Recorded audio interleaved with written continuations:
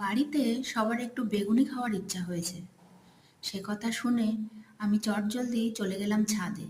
ছাদ থেকে কয়েকটা বেগুন আর কয়েকটা লঙ্কা নিয়ে আসার পথে ভাবলাম একটু পুদিনার পাতা নিয়ে যাই, তাহলে বেগুনিটাকে সুন্দর করে সাজিয়ে সবাইকে পরিবেশন করতে পারবো। ছাদ বাগানে সবজি লাগানোর কিন্তু এটাই সুবিধা।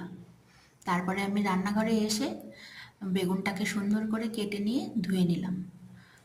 এবার একটা বড় বাটিতে কিছুটা বেসন নিয়ে নিলাম, আর তার সঙ্গে একটু কালো জিরে আর পরিমাণ মতো একটু লবণ দিয়ে দিলাম, আর সঙ্গে দিলাম একটু লঙ্কা বাটা, একটু আদা বাটা আর একটু রসুন বাটা। এবার জল দিয়ে আমি বেসনটাকে খুব সুন্দর করে মেখে নিলাম, নিয়ে বেগুনটাকে ডুবিয়ে ভাজতে শুরু করে দিয়েছি। এই দেখুন, গরম গরম বেগুনি রেডি।